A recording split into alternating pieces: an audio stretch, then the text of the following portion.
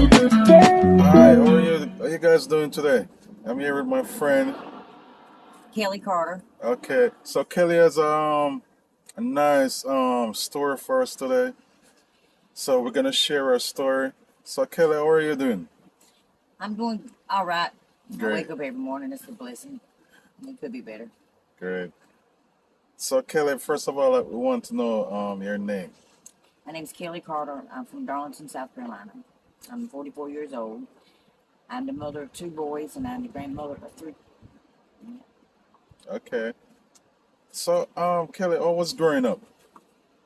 Growing up was good. Yeah, it was really Yeah. good. Yeah, Was it easy? Hard? it was easy for me at the time. Yeah. Yeah. Yeah.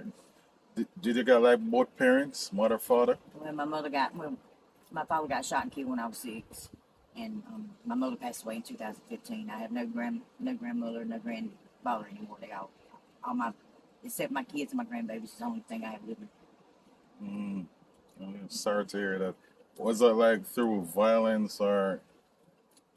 When my daddy got shot, yeah, but me growing up in violence, no. There's some things that happened to me in my childhood, but I just learned to adapt and move on. Okay. So did you go through school? Yeah, well, I quit in the 9th grade and got married. My mama signed the papers because I was so wild, couldn't do nothing with me. She didn't want me. She didn't want to go to jail, so yeah, and that lasted all of 3 months. 3 months? You married Three for three whole months? months. Wow. 3 whole months. Okay. So how did you reach in Murder Beach?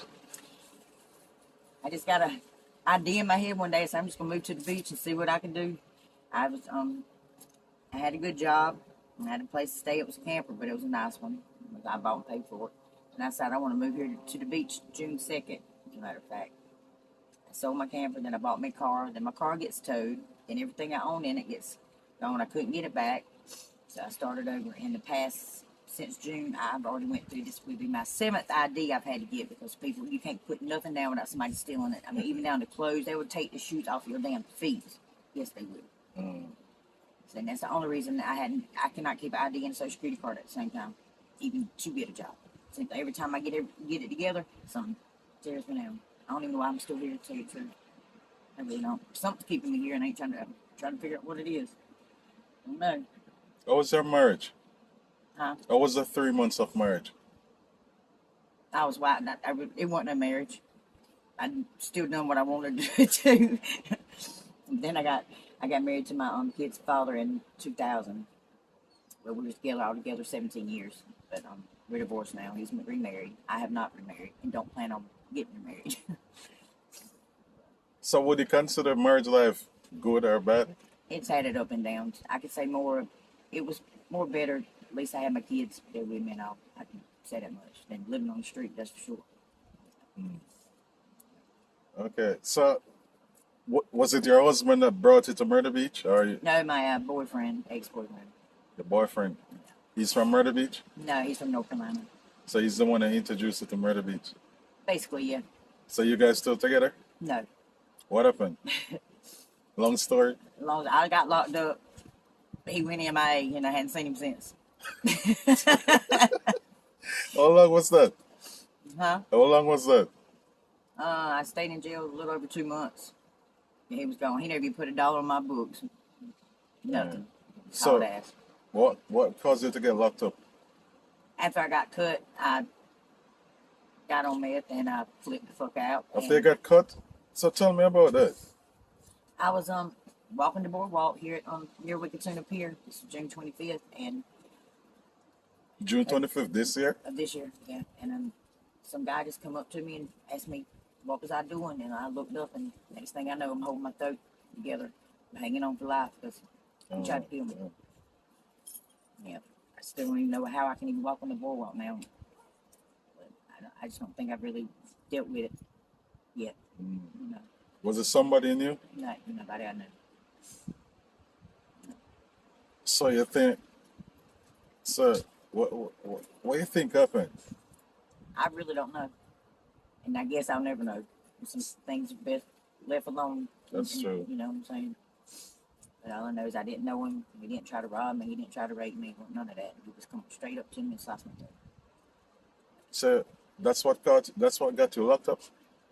Well, after this happened, when I mean, I was showing my tail, but when law, got me, it, I don't know if it was called flashbacks or what, but I just didn't, I was trying to take up for myself, and then I just flipped out. They got me for temporary insane because I flipped.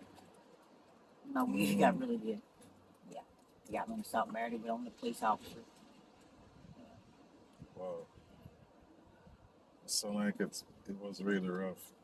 Yeah, So what do you think about Murder Beach? What if someone was trying to come to Murder Beach? What advice would you give them?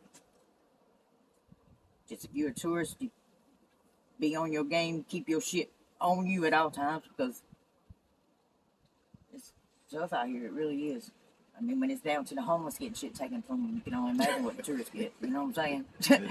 Think about it. Well, I've been here 6 years, and as I was telling your friend, is that Myrtle Beach is what you make it. I mean, you can make it or break it. yeah, because there's a lot of I didn't know.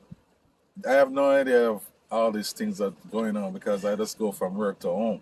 Right. But when you're in the street, it's a different thing. Yeah, even down now with homeless people, you have one public bathroom that you can't even use after a certain time. You have nowhere to charge your phone up because they cut all that off.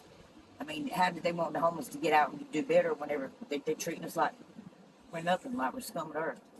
It's pretty messed up. Then you got these people out here that do their drugs or whatever, and they supposed to be made their money, or you might have your alcoholics. I mean, you never know what that person's story is right behind and why they do the things that they do. That's true. So before I was homeless, yeah, I was that person saying, "My God, they could do." There's always some kind of smart ass remark, and look at me now. I'm homeless, so until you know people's story and why, I don't think nobody should judge. And I think that they ought to have all this money that Myrtle Beach is getting so far as with New Directions and all. Yeah, they have the women's shelter there, but what about these other houses that they just tearing down with furniture and stuff in them? They can make good shelters for the people, at least at night. Somebody.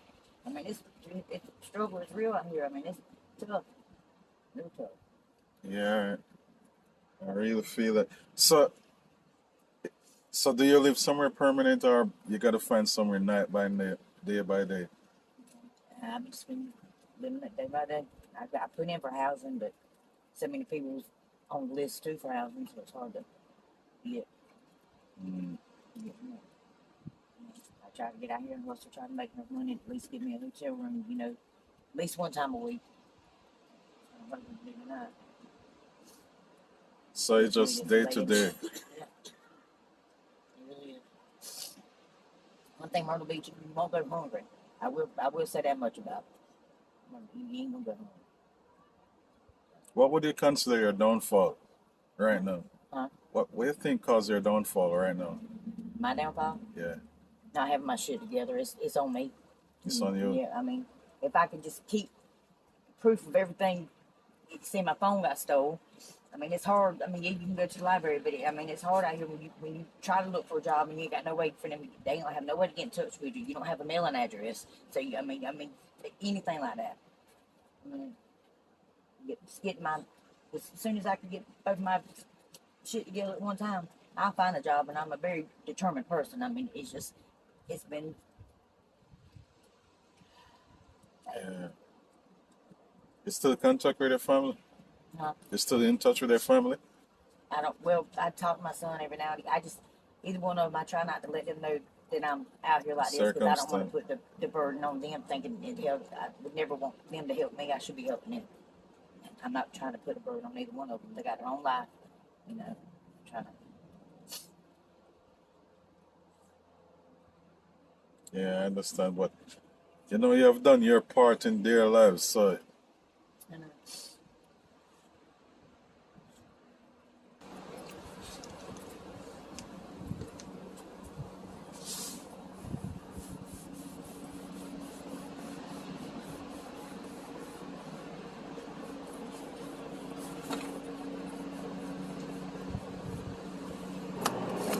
What's her name? Hmm? What's her name? Joan. Hi, Joan. You guys are friends? Yes. When did we meet, Kelly? I remember. When I first come down here, I didn't know it was after I got cut. So But yeah, it was what, July maybe? Oh. We met this summer at the bus depot. I got out Was it middle August? August. Yeah. And I have a son named Kel, K-L-L. So I have a hard time with names, so I remember Kelly. So, Me too. yeah.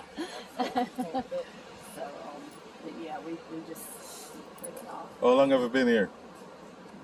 How long have you been here? How long have you been Oh, here? how long have I been here? Since 1987. In Myrtle Beach? I moved here right after I graduated from college. So you've seen all of this growth. Yes, when I first moved here, there were no teaching jobs available, so I became a social worker. I worked at Horry County DSS. I did AFDC and welfare for 2 years, and then I was a child protective services investigator for a year. So when my office was in Conway, and I lived here in Myrtle Beach, but Carolina Forest was not developed, so there were no stoplights. So I could make it to Conway in about 20 minutes, driving fast. There was no stoplights? No, see, Carolina Forest wasn't developed. Oh, just one straight road. Yes, yes, 501. And then after that, I did get my first teaching job, and it was in Conway at Whittemore Park Middle School, which is on 378. So I continued to it's about 6 years I commuted from Myrtle Beach to Conway. I love Conway, though. It's like a different world. It's just such a small town. Yeah. There. So, how was your journey? That was my journey. Yeah. It's gone by quickly. My first husband was a Horry County councilman for this area, District 3, and so I helped him to get elected. I'll be right back. And then we had 3 children. We had 5 children. We lost a daughter.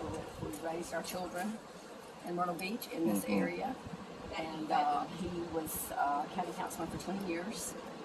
So most of our marriage, he was in politics. But when I met him, I was education major. He was a little older than me. But he said he was going to be a political consultant. I just didn't know what that entailed. But he was actually worked at the State House in Columbia. He worked for several representatives and politicians in Columbia, so he commuted back and forth. They got kids? They got kids with him? Does he have children? No, our children are. Oh, you did get kids together? Yes, we had 5. Oh. That we lost. Yes, our children are 32, 30, 27, and 23. And I have 2 daughter-in-laws, a son-in-law, and a 10-month-old grandson and a 5-month-old grandson. What's your relationship to these homeless people in the street? Well, I don't really look at everybody as just homeless. Some people it's displaced. I mean, they're like in between, because a lot of them have a home, they have family, they've left a home. Some of them are going through a divorce. Some of them are actually fleeing bad relationships. Yeah. So that term homeless, I think we all have a home somewhere. I mean, we all have a home. When you say homeless, and I think in America, with the way things are, people forget that a lot of people are one paycheck away from possibly, I mean, with that, Ain't it's so that the expensive. truth? Yeah, Ain't but that the it's expensive truth? everywhere. I went up to Chapel Hill. I thought about going to get my PhD there in education, and up there, and the housing, the same thing. I mean, pretty much everywhere. I know we're on the coast, which I love, but it's just expensive everywhere. It's the cost of living. So I wonder sometimes how young families. I know my son is finishing college, and his wife stays home with my grandson. Doesn't work, but it's. Because I've been here, I realized I've seen more people in the street, like probably weekly. What do you Really? think caused that? You think people are just, things are getting so bad, people are just giving up? No, I don't. A lot of the people that I meet here, and just the stories I've heard, they're not. They're very just like Kelly. They're very driven, and they're survivors, and most of them have the heart of gold. But they're just some of them come here. They get arrested for various things, especially men. I've had that come here for a weekend or something like that. They get arrested for something. It might be just public intox or something. then they're put in jail, then they lose their job, and they get behind on child support. I mean, it's just a whole. Oh, it's a there's so whole many different different. stories. Yeah, there's so many different stories. Every person out here, though, everybody has a story, you know. But that term homeless, I mean, to me, just doesn't really necessarily. I mean, everybody's like grouped together, and like Kelly said, you know, people just have this connotation that everybody's lazy or people don't, you know, they enjoy being out here, or you know, I don't know, because I wasn't aware. After I retired in 2018, I moved out of state for a couple of years and came back. But I've seen such an increase in the crime. I'm really concerned with the crime in Myrtle Beach, and a lot of it's random, like she said. Just, and I worry about the tourists. I don't think sometimes that they're really made aware. You know, when they have teenagers and things like that, letting them, you know, go out, and they just need to be aware of their surroundings. I'm not so sure. I don't watch the news much. After having been married to a divorced with politicians, I've been divorced from him for 17 years, most persons. But I just, I don't know, it seems like the news is depressing a lot of times. I mean, I know I need to be aware. I mean, I know what things are, you know, going on. But, yes, I don't even know in local news what's actually shared, you know, on the news and what goes unreported. But I know the police they're doing their job, and the Horry County EMT, they're constantly on 10th Avenue, just constantly going out and helping, not just you know, drug-related things, overdoses, but just you know, people having, you know, heart attack, or I mean, they have all kinds of things that they have to deal with, and then car accidents. But they're constantly just you know, out there for the community. So. Yeah, so about your marriage, what would you say is the biggest challenge? What was the biggest challenge in your marriage? As a wife. As a wife, probably trying to juggle everything. I wanted my career as a teacher, and then I helped him to get elected, and then we tried to be involved. And you know, there are a lot of functions. We traveled with the family, and then just you know, having 4 children, and they played sports, and they did a lot of activities, and trying to, a lot of times we'd split up, and one would go one way and one would go the other. But I wanted a large family. I said when I was 5, I wanted to be a mom, and I wanted to be a teacher. So that's what I wanted to accomplish in life. So, yeah, I mean, we really, it was stressful at times when you had your family out there. Our address was published, the phone number, we'd have people knock on the door, because the county council meetings they're televised, and if people didn't like the way my ex-husband voted, and they would show up at our house sometimes, you know, and having children, you know. But I mean, things weren't even like they are now. I mean, I can't imagine now, just because you're in the public eye, and you are, when you are a politician, when you're elected, they, you know your address, you have to be reachable by phone. I mean, I felt we were in the, you know, I mean, my children were very, but that's just Myrtle Beach. I mean, it was great.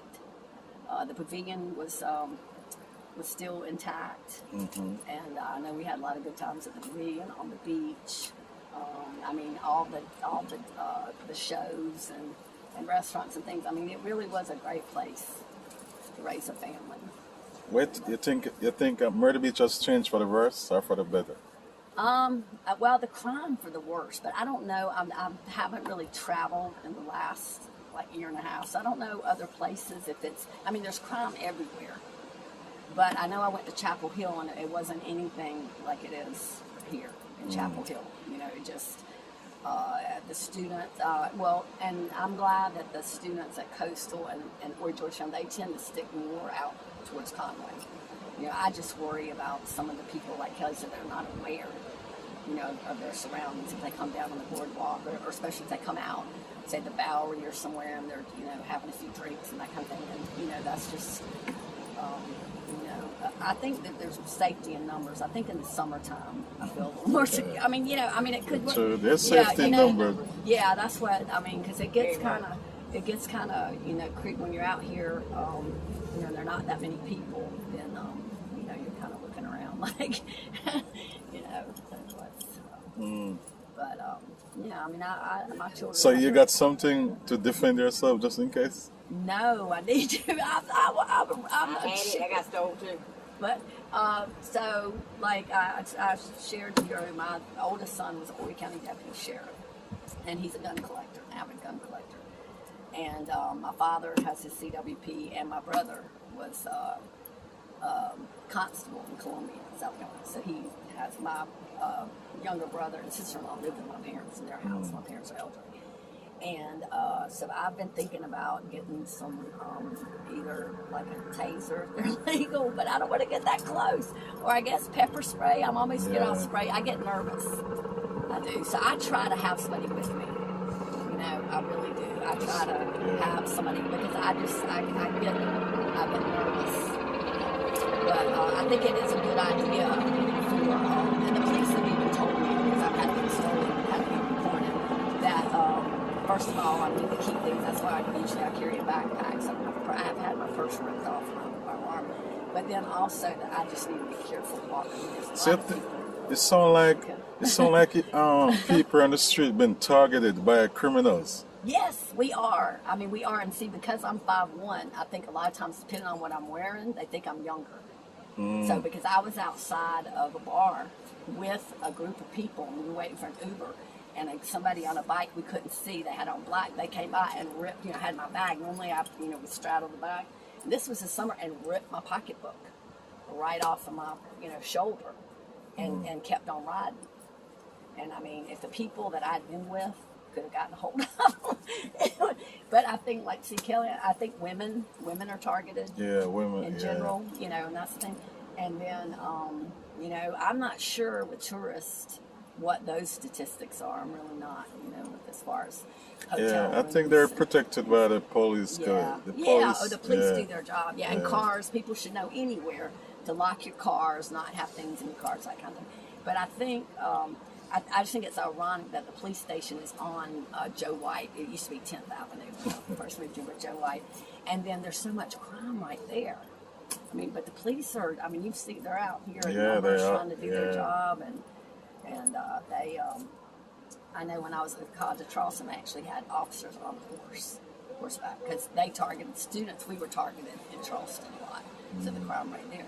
But I just wish that they would do more, maybe, of the neighborhood where they could get to know. See, they're so busy, and I guess because we're transient and we're tourists, they don't know. We have a lot of officers that are from out of state, and there's a big turnover. So when I first moved here, they did more of the neighborhood type. You kind of knew the officers in the neighborhood. Yeah, I think that purpose to change them, do it like that, so that the officer won't get friendly with residents. Because if you don't know me, you're gonna treat me like everyone else. So I think that's one of the reasons why they try to get a lot of out-of-state police. Yeah, maybe so. But I mean, they're on the bikes, they're on the golf carts. You don't see as many county police. They're usually out there. Yeah, they're usually a lot. I don't see them anymore. Because I learned when I was working for DSS, and also with my husband, Horry County is as large as the state of Rhode Island. So it's a large county. So the county police are usually out there, trying to handle things out in the county. But I mean, the police, they have a lot of them, and I think the videos help a lot. Now that they have the videos on the boardwalk, and they have videos different places, because they can. That man got caught to me. Yeah, see, they have videos everywhere, so I think that's good. I mean, I know people feel like it's an invasion of privacy, but you need them. All right, we're gonna break off here. We're gonna definitely have part 2. For now, we're gonna break off here. Okay. And we're gonna grab something to eat, and I'm definitely.